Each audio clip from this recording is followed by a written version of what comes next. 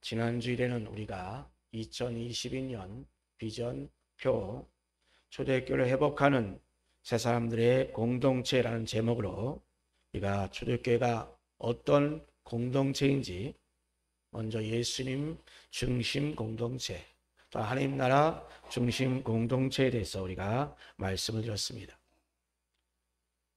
제가 지난 시간 설교 마지막 부분에도 초대교회 어떤 공동체인지 이 두 가지 외에도 간략하게 7가지에 대해서 더 말씀을 드렸습니다. 그리고 또한 하나님 허락하시면 그 말씀을 가지고 계속하여 여러분에게 설교를 하고자 했습니다. 오늘 또한 우리 성령께서 우리에게 주시는 그 감동이 있기에 오늘도 두 번째로 2022년 비전표 초대교회로 회복하는 새 사람들의 공동체라는 제목으로 지난 시간 말씀드리지 못한 것 7가지 중에서 이제 일단 3가지 말씀만 드리고자 합니다. 오늘 말씀을 통해서 과연 초대교회는 과연 어떤 공동체인가에 대해 깨닫는 이 시간 되기를 간절히 바랍니다. 자, 지난 시간에 이어서 3번째로 초대교회는 성령 공동체입니다. 초대교회는 오순절에 성령께서 임하셔서 세운 교회입니다.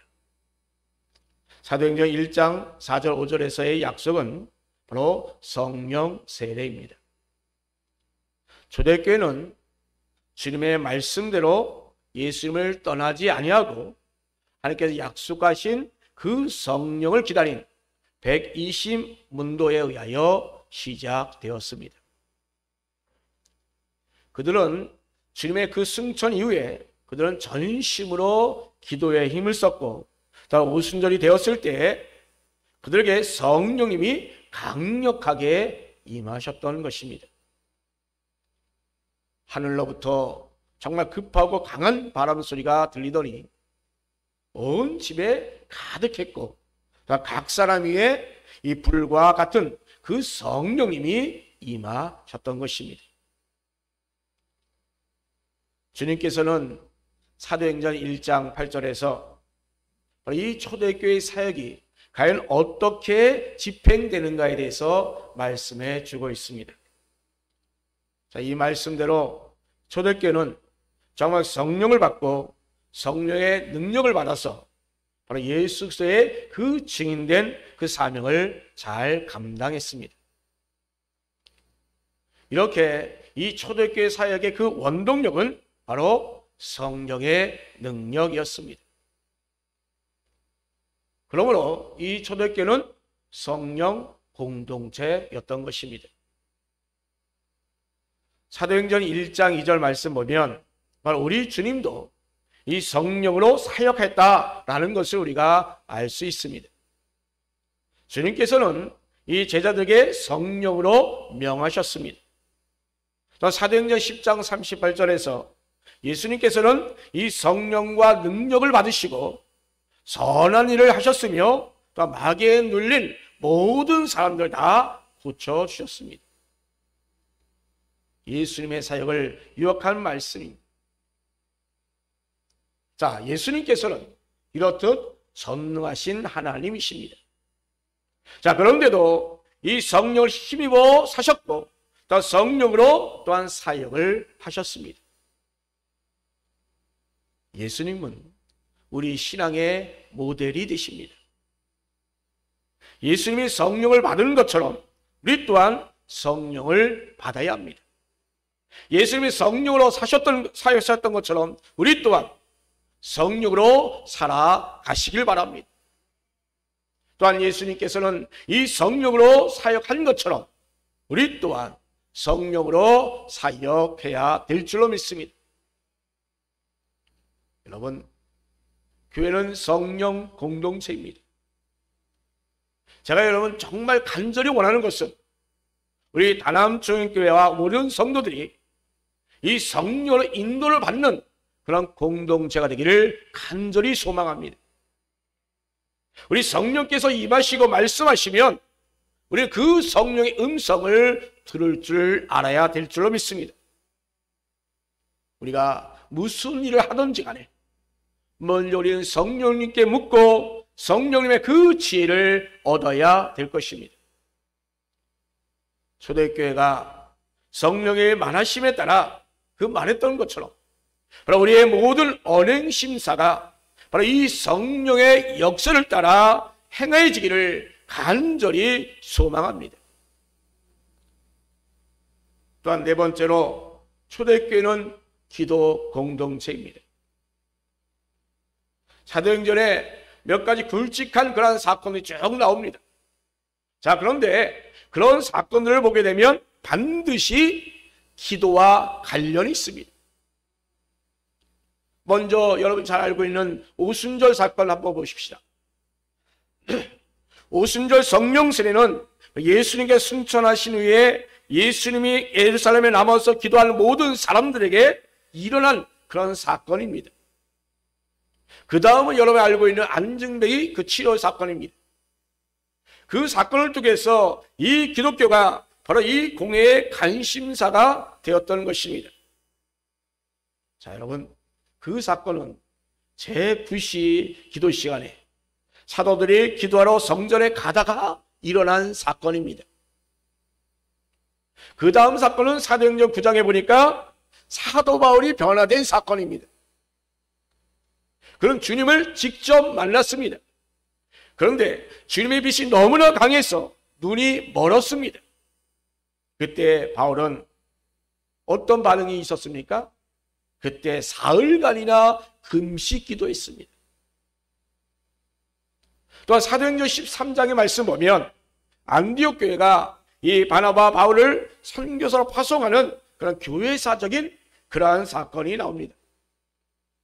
그때도 안디옥 교회는 정말 기도하고 그들을 파송했습니다. 자, 이렇게 이 초대교회는 기도하는 교회였던 것입니다. 사도행전의 별명은 성령행전이라고 말합니다. 그만큼 이 성령의 역사가 강하게 나타났다라고 하는 의미입니다. 자, 그런데 그런 성령님의 그 역사는 바로 이 기도를 통하여 나타났음을 우리는 알아야 합니다. 그래서 사도행전의 또 다른 별명은 바로 기도행전이라고 이렇게 불려지고 있습니다. 즉, 기도 없는 초대교회는 생각할 수도 없는 것입니다. 기도 없는 단원중앙교회는 존재의 가치가 없는 것입니다.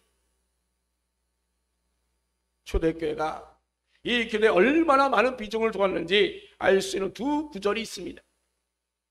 먼저 사도행전 1장 13절에 여자들과 예수의 어머니 마리아와 예수의 아우들과 더불어 마음을 같이하여 오로지 기도에 힘쓰니라. 아멘. 자, 이렇게 초대교회는 오로지 기도에 힘썼습니다. 얼마나 기도에 집중했으면 이렇게 오로지라고 하는 단어를 사용했겠습니까? 초대교회가 전적으로 기도에 힘을 썼다는 것, 그것은 바로 이 오로지라는 단어에 다 함축되어 있는 것입니다.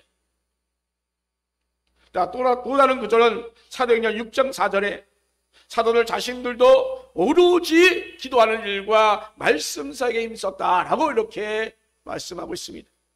자, 여기서도 바로 오로지라는 단어가 나옵니다.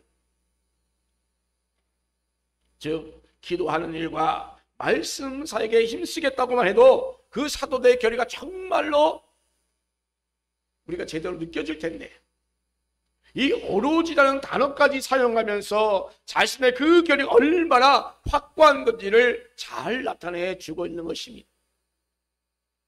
자, 그만큼 이 기도가 중요하다라고 하는 것입니다. 이렇듯 초대교회는 기도 공동체였습니다. 바로 우리 다남중앙교회도 이런 기도 공동체가 되기를 간절히 바랍니다. 우리 교회가 기도 공동체가 되려면 목사만 기도해서는 안 됩니다. 장로님도 함께 기도해야 합니다. 권사님과 지사님도 함께 기도해야 합니다. 또한 우리 청년들과 아동부까지도 함께 기도해야 될 줄로 믿습니다. 온 교회 성도들이 다 함께 기도함으로 말미암아 바로 그런 교회가 될 때 하나님께서 그 교회에 역사하여 주십니다. 성령이 역사하여 주십니다. 하나님은 기도하는 교회에 성령으로 임재하여 주십니다. 여러분, 우리는 마지막 시대를 살고 있습니다. 베드로전서 4장 7절에서 이 베드로 사도는 마지막 세대를 어떻게 살아왔는가에 대해서 잘 가르쳐주고 있습니다. 만물의 마지막이 가까이 왔으니 그러므로 너희는 정신을 차리고 근신하여 기도하라 라고 이렇게 말씀하고 있습니다. 마지막 시대는 정말 믿음을 지키기 쉽지 않은 그런 시대입니다. 신앙생활 너무나 힘든 그런 시대입니다. 외부에서 오는 그 도전과 또 내부에서 일어나는 그 도전 때문에 그렇습니다.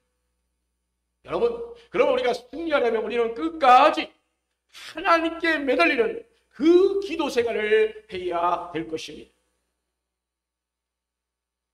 유대인 정신 분석학자인 빅터 프랭크 박사는 히틀러의 아우슈비츠 수용소에 수감되었다가 살아남아서 자신의 그 수용소의 체험을 바탕으로 죽음의 수용소라는 그런 책을 썼습니다. 이 프랭크 박사는 수용소에서 마지막까지 살아남을 그 사람들은 바로 체력이 뛰어난 사람이 아니었다라고 이렇게 소개하고 있습니다. 오히려 겉보기에는 정말 약해 보이고 무능하게 보이는 그 사람들이 마지막까지 살아남았다라고 하는 것입니다. 수용소에 처음 들어갔을 때에는 체력이 뛰어난 사람이 끝까지 살아남을 것처럼 보였지만 그러나 의외로 그런 사람들은 쉽사리 무너졌다는 것입니다. 그리고 마지막까지 살아남은 사람들은 몇 가지 나름대로의 특성이 있었다라고 소개하고 있습니다. 먼저 육체적으로는 약하게 보였지만 그러나 그들은 정신력으로 강한 사람이었다는 것입니다. 그리고 또한 자기가 겪고 있는 그 고난의 의미를 깨달은 사람이었던 것입니다. 그래서 그 고난의 영적 의미를 체득한 사람이었습니다. 또한 그들은 살아가는 사람들이었습니다. 먹을 것에만 관심을 가지고 동료 음식을 빼앗는 그런 사람은 일찍 죽더라는 것입니다. 비록 자기는 굶주리고 있음에도 불구하고 자신의 그 몫을 환자를 위하여 양보하고 나눠주며 살아간 그 사람이 오히려 오래 살더라는 것입니다. 또한 기도하면서 하나님께 매달린 사람들이 끝까지 살아남더라는 것입니다. 기도하는 사람이 승리합니다. 왜냐하면 우리가 기도하면 우리 하나님께서는 우리를 도와주시기 때문입니다. 저와 여러분, 하나님을 의지합시다. 그리고 기도하며 삽시다. 하나님은 기도하는 사람에게 힘이 되어 주십니다. 초대교회는 이렇게 기도하는 공동체였던 것입니다. 또한 다섯 번째로 초대교회는 말씀 공동체입니다. 자, 기독교 신앙은 하나님 말씀을 믿고 하나님 말씀에 반응하는 것입니다. 그래서 교회는 태생적으로 보면 말씀 공동체였습니다. 디모데전서 3장 15절에 만일 내가 지체하면 너로 하여금 하나님의 집에서 어떻게 행해야 할지를 알게 하려 함이니 이 집은 살아계신 하나님의 교회요 진리의 기둥과 터니라 라고 말씀하고 있습니다. 자, 여러분, 이 말씀에 대해서 바로 이 말씀은 이 교회에 대해서 세 가지 지식을 우리에게 제공해 주고 있습니다. 먼저 교회는 오늘 말씀 보니까 하나님의 집이다 라고 이렇게 말하고 있습니다. 즉 하나님의 임재하는 곳이다 라고 하는 것입니다. 또한 다음 교회는 살아계신 하나님의 교회다 라고 말하고 있습니다. 즉 교회의 주인은 살아계시는 하나님이신 것입니다. 또한 교회는 진리의 기둥과 터다라고 이렇게 말하고 있습니다. 여러분, 진리 없이 존재하는 교회는 절대 없습니다, 여러분. 그렇다면 여러분, 그 진리가 과연 무엇입니까? 진리는 하나님 말씀입니다. 요한복음 17장 17절에서 그들을 진리로 거룩하게 하옵소서, 하나님의 말씀은 진리니라. 아멘. 여러분, 하나님의 말씀은 진리입니다. 그렇기 때문에 제가 여러분 앞에서 이 교회가 바로 이 태생적으로 말씀 공동체다라고 이렇게 말씀을 드리고 있습니다. 이 터와 기둥이 없이 건물이 존재할 수 없는 것처럼 하나님의 말씀 없이는 교회는 절대 존재할 수가 없습니다. 자, 그렇다면 여러분, 이 초대교회가 붙잡았던 그 하나님의 말씀은 과연 어떤 말씀입니까? 하나님의 말씀이 진리라고 하는데 그 진리의 말씀이 과연 어떤 것이냐 우리는 제대로 알아야 합니다. 여러분, 초대교회는 기록된 말씀을 붙잡았습니다. 기록된 말씀이 뭡니까? 그것은 바로 구약 성경을 말합니다. 초대교회는 성경의 말씀을 붙잡았습니다. 그래서 이 초대교회가 했던 모든 일들과 그 설교들을 보게 되면 바로 초대교회는 이 구약 성경에 계시된 그 하나님의 말씀을 따랐던 것입니다. 사도행전 1장에 보니까 예수님을 은 30에 팔고 자살한 그 가룟 유다 대신에 마띠아를 사도로 세웠습니다. 그 일은 이 초대교회가 자신들의 그 필요를 따라서 행한 것이 아닙니다. 그래서 바로 이미 구약에 기록된 그 하나님의 말씀에 근거하여 그렇게 마띠아를 세운 것입니다. 사도행전 1장 20절의 말씀 보니까 시편에 기록하였으되 그의 거처를 황폐하게 하시며 거기에 거하는 자가 없게 하소서 하였고, 또 일렀으되 그의 직분을 타인이 취하게 하소서 하였도다 라고 말씀합니다. 바로 이 말씀에 근거하여 보면 이 마띠아를 세우는 데에 바로 적어도 이 구약 성경 두 구절의 하나님의 말씀을 따라서 행했다는 것을 우리가 알 수 있습니다. 즉 초대교회는 시편 69편 25절과 시편 109편 8절에 나오는 그 하나님의 말씀을 근거하여 이 마띠아를 사도로 뽑은 것입니다. 초대교회 설교는 설교자가 하고 싶은 대로 하는 것이 아닙니다. 사도행전 나오는 그 설교를 우리가 잘 분석해 보면 그들의 설교는 반드시 구약성에 기록된 그 하나님의 말씀이 근거가 되었다라는 것을 우리는 알 수 있습니다. 예를 하나만 들겠습니다. 사도행전 2장에 보면 여러분 잘 아는 오순절날 이 성령께서 임하신 후에 예루살렘에 소동이 일어났습니다. 그때 모여든 사람들에게 베드로서라가 설교를 했습니다. 그 베드로의 설교는 그때 일어났던 실제적인 사건들에 대해서 말했지만 그러나 그 모든 것이 바로 이 구약 성경에 나온 그 하나님의 말씀에 근거한 설교였던 것입니다. 그래서 그것을 세 가지로 말씀드리면, 먼저 성령 강림으로 방황했던 그 모든 현상은 바로 이 술에 취해서 주정을 부리는 것이 아니라 유에서 2장 28절 이하의 그 말씀에 응답한 변증의 말씀인 것입니다. 다음은 예수님의 그 부활은 그저 만들어낸 그 이야기가 아니라 시편 16편 8절 이하의 그 말씀에 응한 것으로서의 변증인 것입니다. 또한 세 번째로 하나님께서 예수님을 주와 그리스도와 되게 하셨는데 그건 역시 마찬가지로 우리 기독교인들이 억지 주장한 것이 아니라 시편 110편 1절 말씀대로 되었다라는 것을 변증하고 있습니다. 자, 이렇게 이 초대교회는 기록된 말씀, 이 성경이 바로 기준이 된 그 신앙을 가진 말씀 공동체였습니다. 또한 초대교회는 선포된 말씀을 붙잡았습니다. 사도행전은 여러 편의 설교가 나옵니다.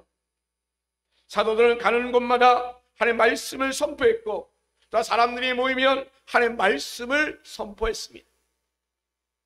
바로 이것이 설교입니다. 사도는 설교 중에 자신의 개인적인 결연을 누려놓지 않았습니다. 그들은 오직 예수 그리스도를 전했습니다. 사도행전 4장 33절에 사도들이 큰 권능으로 주 예수의 부활을 증언하니 우리가 큰 은혜를 받았다라고 했습니다. 자, 이렇게 이 사도들의 그 설교는 바로 예수 그리스도의 중심한 설교였습니다. 사도들은 예수 그리스도의 그 십자가와 그 부활을 증거했고, 또 그 무리들은 큰 은혜를 다 받았습니다. 데살로니가전서 2장 13절에서의 초대교회 성도들은 그 사도들의 그 설교를 하나님의 말씀으로 권위 있게 받아들였습니다. 이에 사도 바울은 하나님께 감사했습니다. 왜냐하면 바로 이 데살로니가 교회들이 바울의 설교를 들을 때에 그들은 사람의 말로 받지 않았기 때문인 것입니다. 그들은 바울의 설교를 하나님의 말씀으로 받아들였습니다. 데살로니가 교인들이 그런 믿음으로 설교를 들으니 그 말씀이 그들 가운데 역사였던 것입니다. 오늘 이 시간 여러분에게 말씀을 전하는 이 설교가 하나님 말씀으로 받음으로 말미암아 여러분 가운데 온전히 역사가 나타나기를 주님의 이름으로 축원합니다. 또한 초대교회는 성령의 음성을 붙잡았습니다. 하나님 말씀하시는 대표적인 세 가지 방법이 있습니다. 바로 그것은 성경과 또 설교와 또 성령의 음성입니다.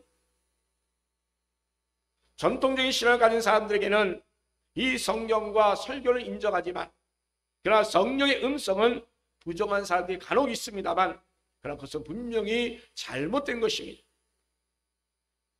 하나님은 살아계시며 또 지금 또한 말씀하고 계십니다. 요한계시록 3장 22절에 귀 있는 자는 성령이 교회들에게 하시는 말씀을 들을지어다. 아멘. 우리 주님께서 성령이 이 교회에게 하시는 모든 말씀을 들으라 라고 말씀하셨는데, 우리 사람들이 그 성령의 음성을 부인하면 과연 되겠느냐라는 것입니다. 사도행전 2장 말씀 보면 오순절날 성령께서 역사에서도 이 120문도가 방언을 하였습니다. 그때 세계 각각국에서 모여든 모든 유대인들은 자기들의 지역의 언어로 하는 말씀을 들었습니다. 그 언어는 자신들이 사용하던 언어가 아니었던 것입니다. 그럼에도 불구하고 그들은 성령의 말하심에 따라서 그런 말을 했고, 이 120문도는 성령의 말하심에 따라 그 또한 역시 말하였던 것입니다. 자, 이는 바로 하나님의 그 큰 일에 대하여 우리 성령께서 이 120문도를 통하여 분명히 들려주신 그 음성이었던 것입니다. 사도행전 8장 29절에는 빌립이 이디오피아 재무장관을 전도할 때 있었던 일입니다. 그때 빌립은 성령의 음성을 들었습니다. 그리고 그 음성에 그는 순종하였습니다. 그래서 그는 이디오피아 재무장관에게 나아갔고, 그가 있던 이사의 말씀 가운데서 말씀을 통해서 그는 예수 그리스도를 전하였던 것입니다. 이디오피아 재무장관은 그 자리에서 예수 그리스도를 그래서 영접하게 되었고 세까지도 받았던 것입니다. 바로 이 빌립이 바로 성령의 음성에 순종한 전도자였던 것입니다.